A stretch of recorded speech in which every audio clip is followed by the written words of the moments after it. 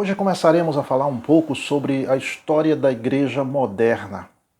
Esse período é um período importante na vida da Igreja. Estudar esse período é muito importante para quem quer entender um pouquinho da sua própria história.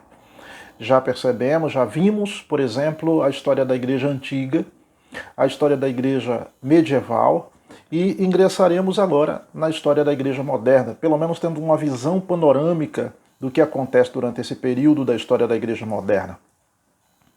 A questão da divisão do tempo, da periodização, ela é diversificada. Há historiadores que diferem em relação às datas, à datação. E a gente vai ver, baseado em alguns historiadores cristãos, que a história da Igreja Moderna começa em 1517, com a Reforma Protestante, no momento em que Martinho Lutero apregoa no frontispício da igreja do castelo de Wittenberg no dia 31 de outubro de 1517. Ali, pelo menos em relação à história da igreja cristã, começa, por assim dizer, a história moderna.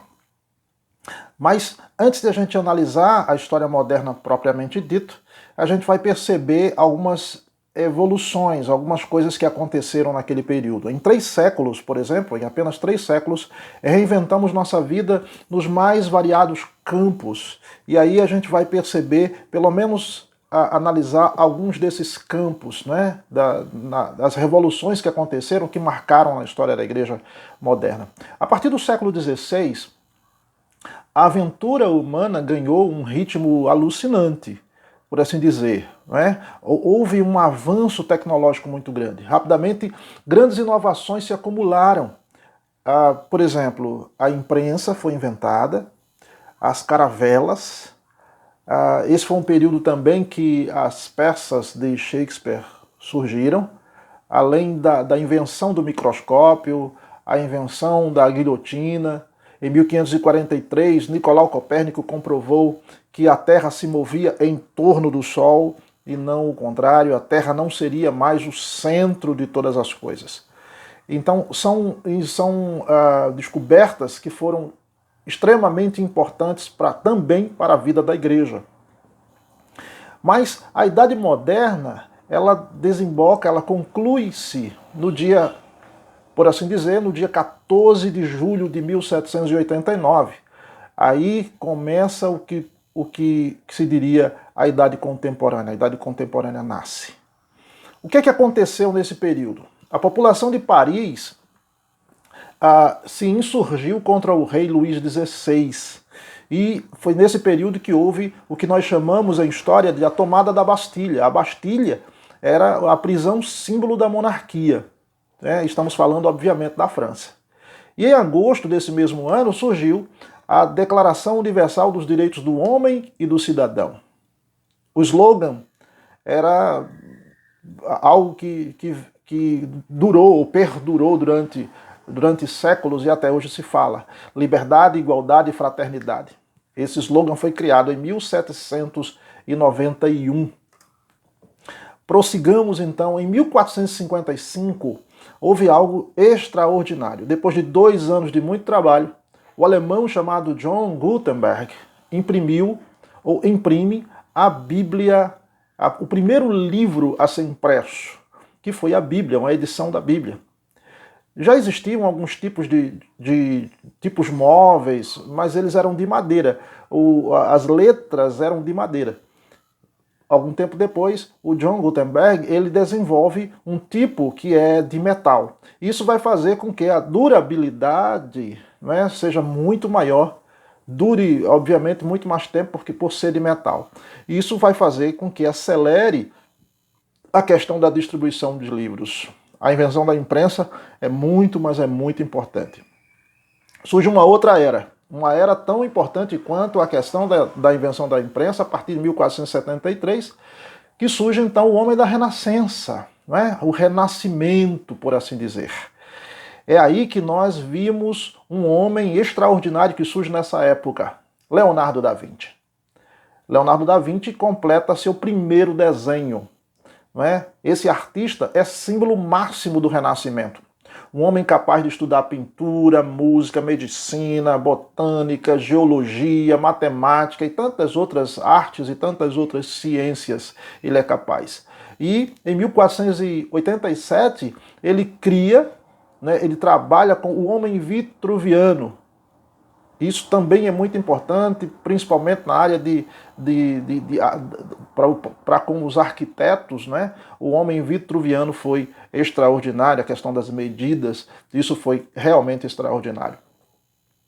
E, não é, em 1517, o monge Martinho Lutero apregoa, não é, as 95 teses. Essas 95 teses de Martinho Lutero, elas vão nortear a igreja, o início da igreja protestante, por assim dizer, durante esse período. É importante também dizer que essas 95 teses foram o pontapé inicial da reforma protestante.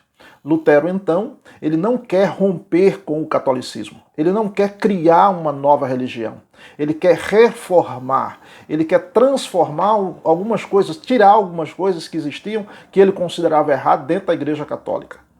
Ele não tem essa oportunidade. Ele cria as 95 teses, chama as pessoas para discutirem a respeito dessas 95 teses, não é? No entanto, ele não é atendido. Essas teses, elas têm como principal alvo falar sobre a questão da venda das indulgências. Essa questão das indulgências é importante dizer que é basicamente a mesma coisa que se dizer que havia uma forma de se vender ou de se comprar a salvação. Você daria um certo valor ou passaria uma escritura de um terreno e você seria perdoado pelos seus pecados. Portanto, a igreja ela cresce muito durante esse período, durante esse momento da história. Lutero vai contra esse tipo de pensamento, né? E por isso Lutero vai ser perseguido. Né? Uma coisa que também acontece durante esse período é que o Papa ele envia uma bula, um documento para Lutero para que ele possa voltar atrás aquilo que ele falou. Obviamente ele faz isso, Lutero faz isso colocando na frente da igreja e isso cria uma repercussão muito grande. Né? Então ele é convidado a se retratar, o que ele não faz.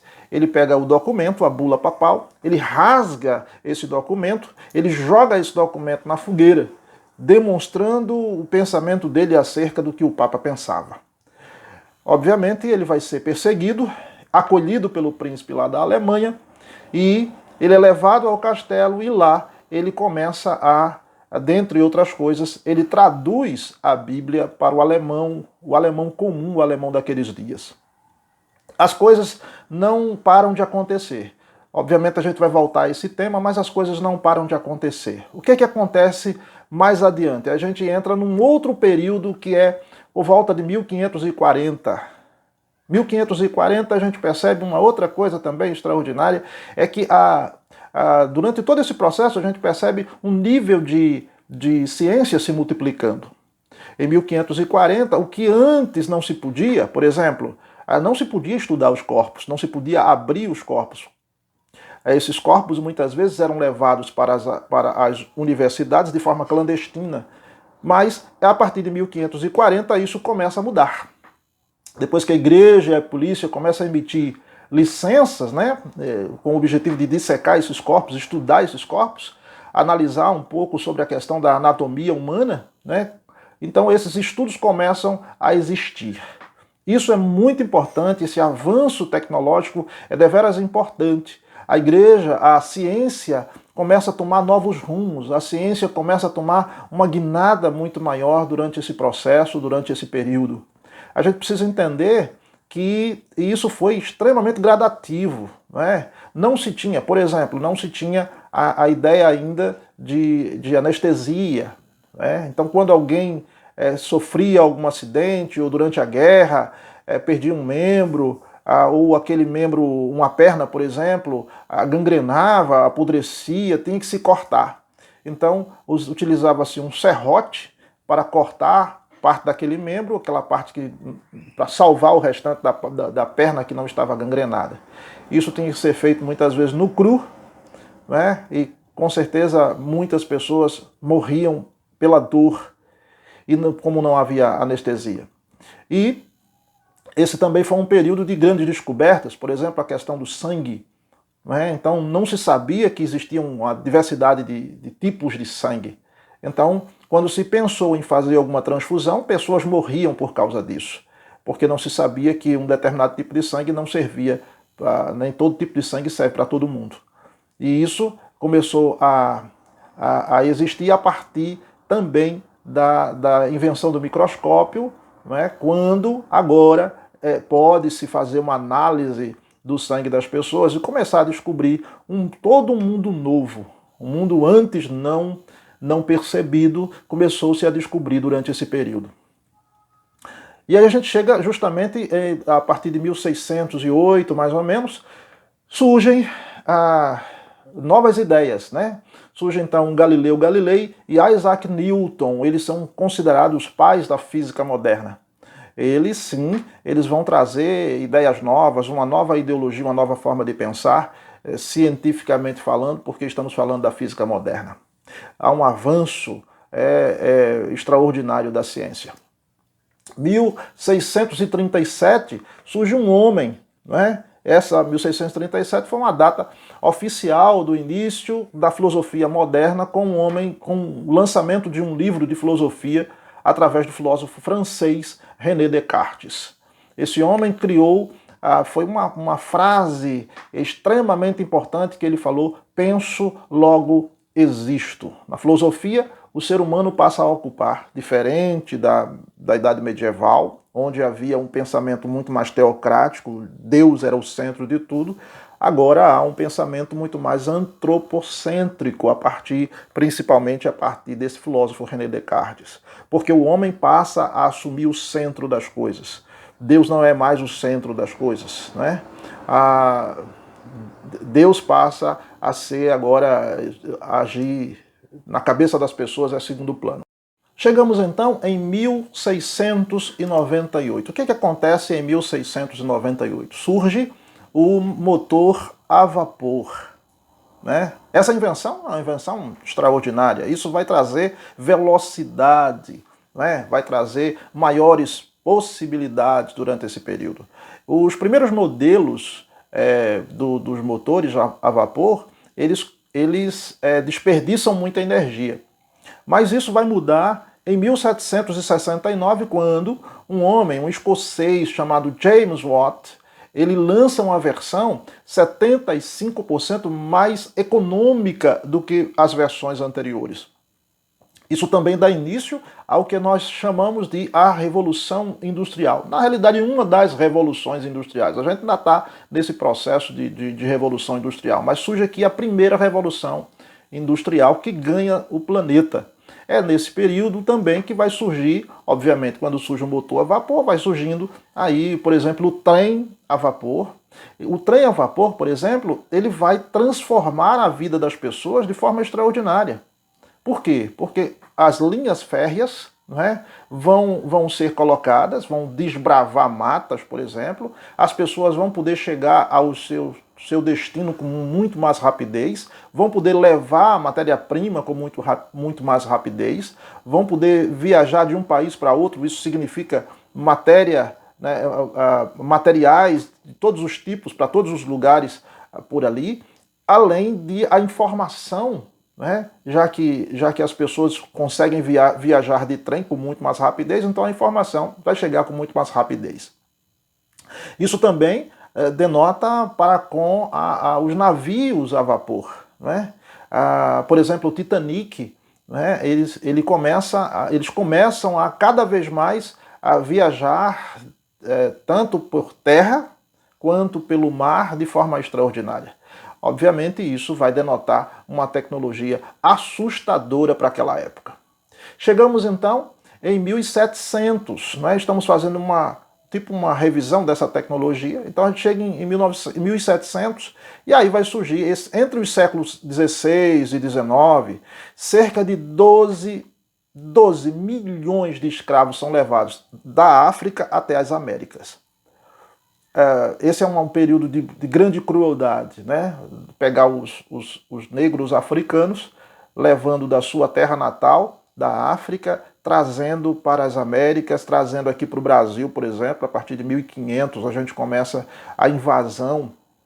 Os portugueses invadem o Brasil, não vou colocar a palavra descobrem, mas uma invasão aqui ao Brasil, né, dentre outras coisas, né, a gente vê, por exemplo, quando os portugueses chegam aqui, e aí eu estou falando sobre a história dos portugueses, não vou levantar outras questões, porque existem interrogações sobre se foram realmente os portugueses que aqui chegaram primeiro, mas independente disso, quando Cabral chega aqui, por exemplo, né, ele não está procurando o Brasil, ele está procurando as Índias. Por isso, as pessoas que vão ao encontro dos portugueses, que vêm nas caravelas, essas pessoas dão nome às pessoas que estavam aqui, dão o nome deles de índios, justamente porque pensam que estão chegando na Índia. O campeão absoluto em relação à escravidão é o Brasil. Né? Aqui no Brasil, nós recebemos muitos negros vindos da África, escravos vindos da África. Até mesmo antes do descobrimento, os portugueses já traficavam escravos. Né? Antes mesmo do descobrimento. De forma muito cruel, né, essa questão da escravidão. 1707, né, a gente percebe aí a chegada, o surgimento de um grande império. Que império é esse? Depois de vencer muitas guerras, inclusive guerras contra a Holanda, contra a França, a Inglaterra passa a ser a maior potência colonial do mundo. Então, a Inglaterra, ela é responsável por ajudar o Brasil, por exemplo. No período da Lei Áurea, por exemplo, você percebe que em 13 de maio de 1888, a princesa Isabel ela institui uma lei chamada Lei Áurea. Havia outras leis, né? A Lei Eusébio de Queiroz, a Lei do Sexagenário, a Lei do Ventre Livre. Do Sexagenário, por exemplo, dizia que os homens, que as pessoas, os escravos nascidos que já estavam com 60 anos ou mais seriam livres, né? Por exemplo. A Lei do Ventre Livre dizia que as pessoas nascidas a partir daquela data já seriam livres. Mas a Lei Áurea dizia que todos os escravos, a partir do dia 13 de maio de 1888, seriam livres. Essa liberdade era meio que estranha, porque os escravos só sabiam aquilo, só sabiam fazer aquilo, e aí, de repente, eles se veem livres, e aí o que fazer? Né? O que é que eles iriam fazer? Então tem toda uma questão a respeito disso. A Inglaterra, ela foi uma das responsáveis, talvez a responsável, para colocar um peso sobre o Brasil para que nós, basicamente os últimos a libertar os escravos, pudéssemos fazer isso. Então não é todo o mérito aí, não vai para a princesa Isabel de forma alguma. Então, rumo a 1789. Em 1789, explode a Revolução Francesa, iniciada como uma manifestação de populares, de pessoas pobres, de pessoas comuns que estavam passando por grandes dificuldades, passando fome, pedindo esmolas para sobreviver. E essa rebelião de 1789 é que traz a Revolução Francesa, né, e que inaugura a idade chamada a Idade Contemporânea, que ela começa nessa data e vai até os dias de hoje. O período da história moderna é um período bastante extenso. A Idade Medieval, por exemplo, ela começa no século V e vai até o século XV, são 10 séculos. O período da história moderna é um período extenso, ela compreende metade do século XV até os dias atuais. A gente diz até os dias atuais porque quando a gente fala sobre moderno, estamos incluindo aqui também a Idade Contemporânea, né, a partir de 1789. Foi um período muito rico, esse período moderno, rico em muitos acontecimentos, muitas descobertas, conforme já havia dito, fatos históricos, dados, precisamos entender algumas datas, lugares, nomes de pessoas e muito mais. Esse foi um período iniciado por grandes cismas, Por exemplo, a gente viu um grande cisma na Igreja Católica em 1054, quando a Igreja Católica ela se divide em Igreja Católica Apostólica Romana e a Igreja Grega, a Igreja Ortodoxa Grega. Então, esse também é um período entre o cisma em relação à Igreja Católica com Lutero, que a gente já viu também, pelo menos parcialmente, e que há uma divisão com relação às igrejas consideradas até a partir dali como igrejas protestantes. E nesse período também, um pouquinho mais adiante, começam também a questão uma grande onda missionária. Isso acontece no século XIX, uma grande onda missionária. Também começa a surgir uma visão extremamente mística, a questão do misticismo. A igreja ela entra num estado de grande corrupção, grandes problemas sociais, a questão da peste negra ou a peste bubônica, em 1348, mais ou menos, essa peste negra, a peste bubônica, matou 1/3 da população europeia. Esses acontecimentos vêm a impelir as pessoas a buscarem muito mais a Deus, dando lugar à questão mística. Por quê? Porque a igreja estava numa frieza espiritual muito grande devido às grandes corrupções que estavam havendo no seio da igreja, no seio do clero. E aí as pessoas começam a procurar Deus de maneira cada vez mais radicais, por assim dizer. Então, a ênfase sobre o misticismo residia sobre alguns aspectos. Por exemplo, a união do espírito do homem com o espírito de Deus numa experiência emocional. O homem começa a perceber que somente a questão ritual não era suficiente. Havia uma necessidade de algo muito mais espiritual, de algo muito mais dinâmica, já nesse período. Uma adoração interna a Deus a partir de um coração e não somente a partir da questão ritualística, como falei. O futuro espiritual, em termos de boas obras, como subproduto da verdadeira religião, da verdadeira adoração a Deus. Então, não mais uma questão de enclausuramento, mas a busca por algo muito maior começou a acontecer durante esse período. Também nesse período surgem principais disputas doutrinárias, questões de heresia, práticas religiosas, e é nesse período também que vai surgir os primeiros reformadores. E aqui eu vou citar pelo menos 2 desses reformadores, desses pré-reformistas ou pré-reformadores, que eu acho que são essenciais. Um deles é o John Huss. O John Huss ele é extraordinário durante esse período porque ele vai escrever alguns livros, e ele as ideias dele são contrárias às ideias da igreja naquele período. Ele é convidado a se retratar por conta disso, a negar o que ele escreve naqueles livros. Como ele não nega, ele é levado a um tribunal, e esse tribunal o acusa e o condena à morte. Ele é levado à fogueira e ele é queimado vivo. Mas enquanto ele está sendo queimado, ele canta louvores a Deus. Diga-se de passagem que ele é convidado ali também a se retratar enquanto na caminhada para a fogueira. No entanto, ele não o faz. E ele morre, ele é queimado ali. Esses são considerados realmente os primeiros protestadores ou os primeiros protestantes. Saem da Inglaterra e da Boêmia. Então aí a gente entra, por exemplo, na Inglaterra surge o John Wycliffe. O John Wycliffe, ele também, nesse mesmo período, ele abriu caminho para a sua cátedra na Universidade de Oxford. Ele deixou o Papa muito, mas muito irritado. No entanto, ele ganha o respeito dos políticos daquela época e, por causa disso, ele não é martirizado. A igreja o persegue, mas ele não é martirizado. E uma coisa extraordinária que acontece durante esse período é que ele acaba traduzindo a Bíblia para o inglês, do jeito que Lutero, lá mais adiante, vai traduzir a Bíblia para o alemão, ele vai traduzir a Bíblia para o inglês. Há algumas coisas que ele ensinou que são realmente muito importantes. Ele ensinou que a autoridade do Papa estava subordinada à autoridade de Cristo, que é o cabeça da igreja. O Papa não seria o todo-poderoso quanto a igreja pregava, mas Cristo sendo o cabeça da igreja. Outra coisa muito importante é que o governo tinha o direito de entrar e de corrigir abusos da corrupção da igreja. Ele pregava isso. A igreja deveria seguir o padrão simples do Novo Testamento, nada complexo. Era simplesmente a Bíblia, de preferência o Novo Testamento.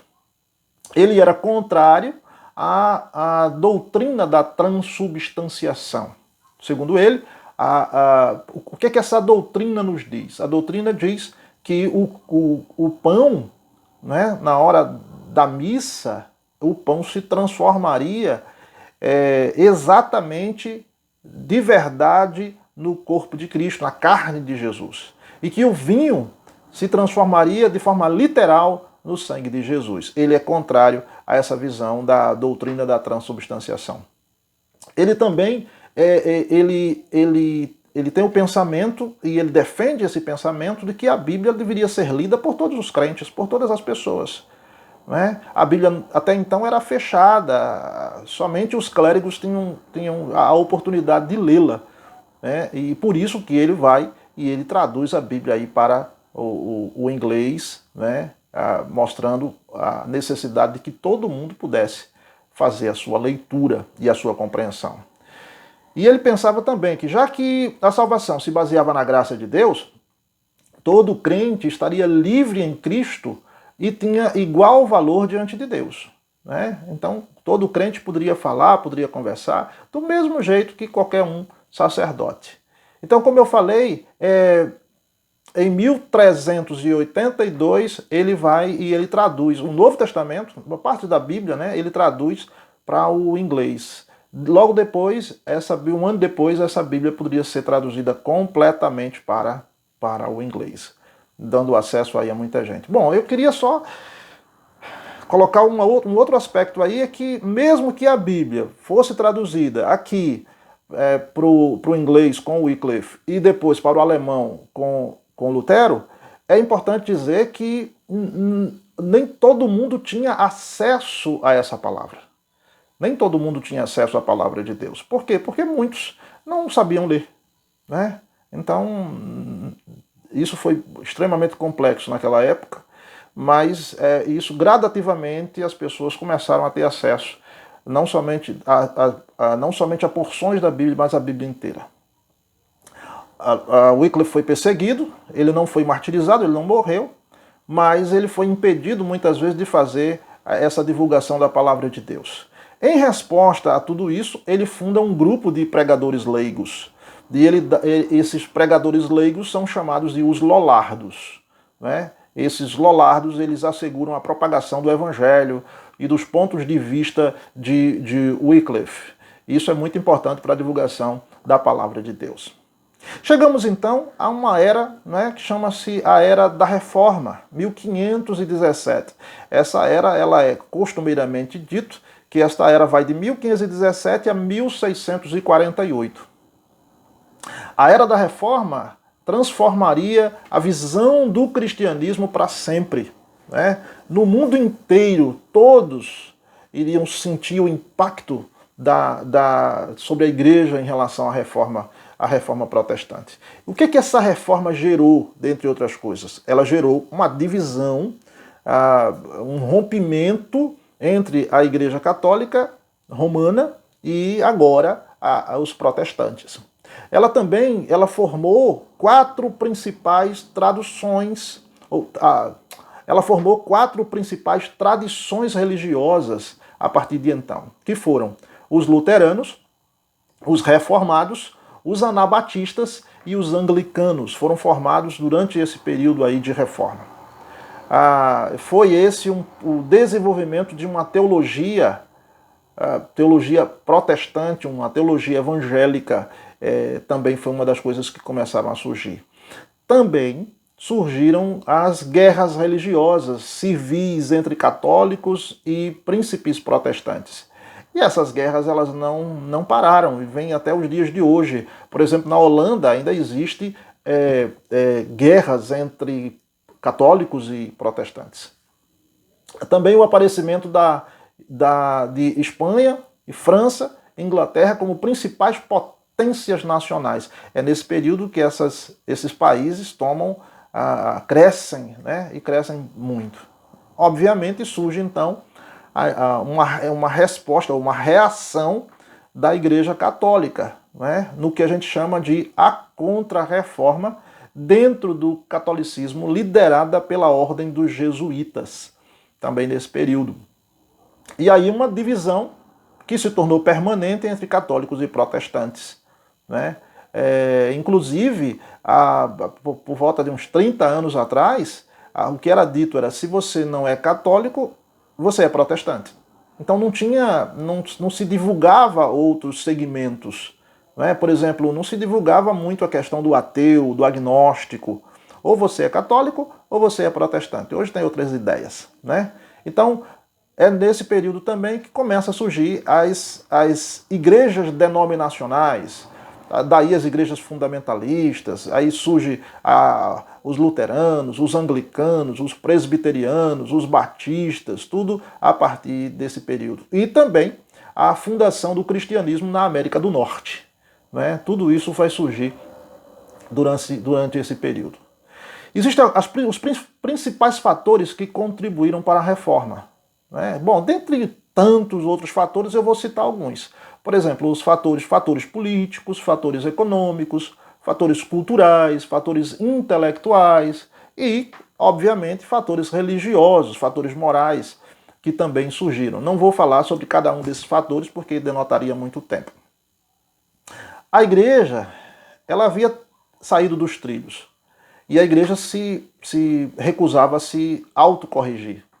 E aí, a igreja, ela insistia em alguns pontos que a igreja, até então protestante, discordava. Então, algumas dessas questões. A autoridade e a tradição da igreja. Se pensava até então, que a igreja era a autoridade máxima. E a igreja, ela se posicionava no seguinte pilar: para a Igreja Católica existia a Bíblia e a tradição. Não era somente a Bíblia como anunciava a Igreja Protestante, né? Para os protestantes, a Bíblia era a regra, a única regra de fé e conduta. Para a Igreja Católica era a Bíblia e a tradição. E se fosse haver uma disputa entre uma e outra, numa determinada situação, quem decidia não era a Bíblia, era a tradição da igreja. Então, para a Igreja Católica também, a tradição, a salvação, ela vinha através de sacramentos. E os sacramentos eram ministrados pelo clero. Para a Igreja Protestante, não eram os sacramentos, e sim Cristo. O sacramento não teria poder de salvar como para a Igreja Católica. A Igreja institucional havia substituído Cristo, então, e as Escrituras. Para os reformadores daquela época havia duas premissas, que depois isso foi aumentando, mas em termos disso era sola Escritura, ou seja, a autoridade da Bíblia apenas, e sola fide, ou seja, salvação somente pela fé, o que Paulo vai anunciar lá em Efésios. As principais questões da reforma diziam respeito aos ensinamentos básicos do cristianismo. Os assuntos principais eram a salvação, a autoridade, a natureza da igreja, a vida cristã e o sacerdócio do crente. Então, em termos disso, havia uma diferença entre a visão desses ensinamentos para o protestantismo e o catolicismo. Por exemplo, para o protestantismo, a salvação era pela fé em Cristo. Para o catolicismo, a salvação era através dos sacramentos da igreja. Em relação à autoridade, conforme eu já havia dito, a Bíblia somente para os protestantes, para a Igreja Católica, a Bíblia e a Igreja. Era o que a Igreja também dissesse, ou basicamente a tradição. A natureza da Igreja, para o protestantismo, era um organismo, a Igreja é um organismo espiritual, é viva. Mas para o catolicismo era uma organização eclesiástica. Então necessitava do homem, do clero, para responder essas questões. Em termos da vida cristã, para o protestantismo, pela fé e no poder do Espírito. Então aí a questão do Espírito Santo. Mas para o catolicismo entrava a questão das obras. Você tinha que ter, na sua vida cristã, você tinha que ter obras. Não que para o protestantismo não houvesse a necessidade de obras, mas não era principal para a sua salvação. Em termos do sacerdócio de Cristo, no protestantismo, o crente tem acesso individual a Deus e à Bíblia. Para o catolicismo, o acesso é através do clero, é através somente do clero, dos padres, dos papas, da igreja, enfim. Então, como pode ser visto, tanto a doutrina como a prática, os lados então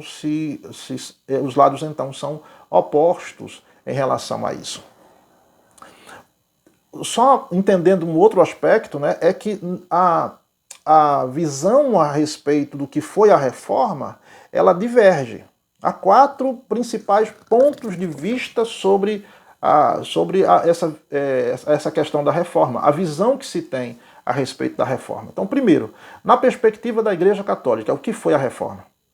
Diz que foi, a Igreja Católica diz que foi uma revolta contra a Igreja Romana Universal, feita pelos protestantes através do monge Martinho Lutero, que na realidade era um herege e que tinha segundas intenções. Ele queria apenas se casar. Como a Igreja Católica, nesse período, não permitia casamento, né? Então ele se revolta, segundo a visão católica, e aí ele vai casar. Na realidade, ele realmente casa, né, com Catarina Vambora, que é uma freira, né, uma ex-freira, e ele um ex-padre, um ex-monge, e aí essa é a visão da Igreja Católica a respeito disso. Uma negação, na realidade, do celibato. Né? A segunda visão é a visão protestante. Na visão protestante, na realidade, até mesmo a visão do Lutero, né, é um retorno à vida religiosa, à vida da igreja, com base nos ensinamentos do Novo Testamento. Salvação pela fé, a Bíblia como fonte de autoridade. Então é um retorno à visão da igreja primitiva. Esse é o segundo aspecto, visão católica, visão protestante, aspectos protestantes. Existe também um terceiro aspecto, que é na perspectiva religiosa. Isso foi uma disputa teológica. E aí a gente cita 2 homens, que foi o Tomás de Aquino e o Agostinho. Né? O Tomás de Aquino, ele diz, o homem não é totalmente mau. O Agostinho vai dizer, o homem é totalmente pecaminoso. Tomás de Aquino vai dizer, salvo pela fé, mas a graça contida nos sacramentos. Para Agostinho, salvo pela graça através da fé somente. Né? Então há essa disputa religiosa. O terceiro ponto. No quarto ponto, existe um outro ponto, que é na perspectiva secular. Então, na perspectiva secular, que foi uma revolução contra os poderes econômicos e políticos da igreja. Então, na visão secular, a reforma só existiu por causa dessa questão política, da questão econômica, né, representada aí também pelo Papa. Assim sendo, a reforma foi apenas uma pequena parte do movimento mais amplo do período chamado Renascimento, ou do período da Renascença. Esses foram as 4 visões a respeito da reforma protestante. Houve, então, principais movimentos e desdobramentos religiosos. A Igreja Católica Romana garantiu a reforma protestante por causa de sua teimosia em se autorreformar. Não entendeu muito bem, ou não queria, não é, entender muito bem a proposta de Lutero. Não é? Como eu disse, Lutero era um monge, ele não queria ser contra a Igreja Católica, não queria fechar a Igreja Católica, não tinha esse entendimento. O Lutero ele queria apenas que a Igreja pudesse ter uma visão diferente, voltando aos princípios bíblicos. Sua teologia seria contestada. E como resultado disso, né, veio a questão do protestantismo, porque foi um protesto durante esse período. Havia nesse período também alguns abusos. A gente vai citar um pouquinho a respeito dos abusos da Igreja Romana durante esse período. A triste condição moral e espiritual da Igreja. Essa triste condição ela pode ser vista, vamos colocar alguns pontos aqui. Por exemplo, a corrupção e a imoralidade de muitos clérigos. Obviamente se escapava, mas existiam muitos que estavam numa situação extremamente deplorável, moralmente falando. né? Também, nesse período, havia a questão da compra de cargos, a compra de ofícios da igreja. Outro aspecto era a questão da venda a adoração e a venda de relíquias religiosas. Então, a igreja ela cresce muito por conta dessa venda de relíquias, de coisas que para eles seriam coisas sagradas.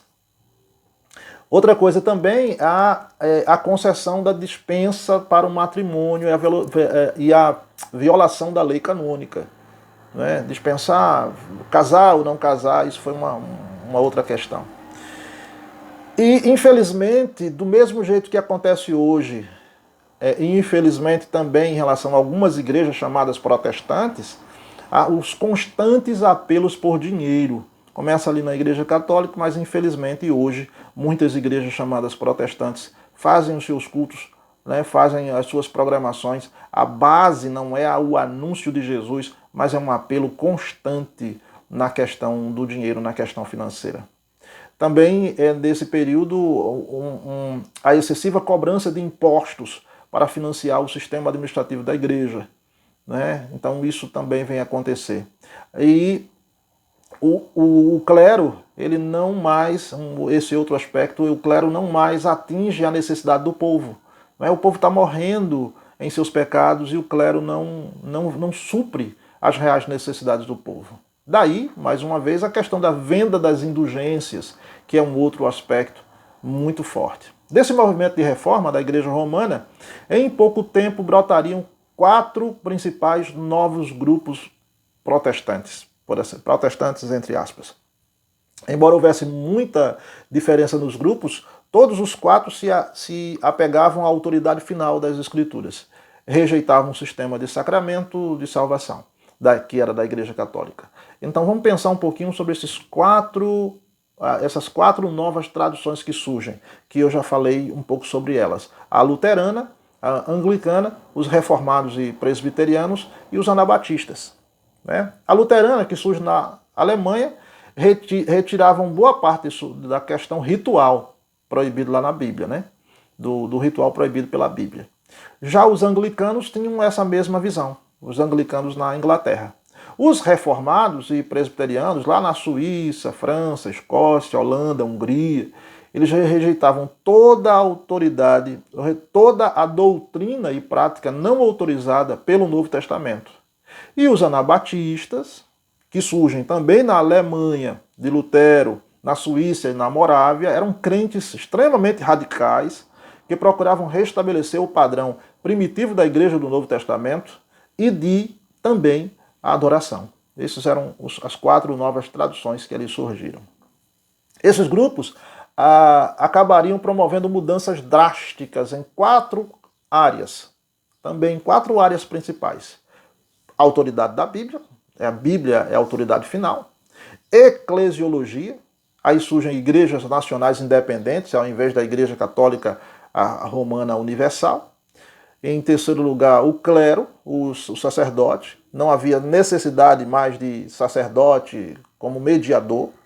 Perceba, o véu do templo foi rasgado de alto a baixo. Não havia mais a necessidade de um homem para interceder, um sacerdote para interceder. O que acontecia no Antigo Testamento, um sacerdote, uma vez por ano, tinha que oferecer sacrifício por ele e pelo povo e tal. E, finalmente, a questão da salvação, que era a visão de salvação pela graça, né, através da fé apenas. Paulo vai dizer, pela graça sois salvos por meio da fé.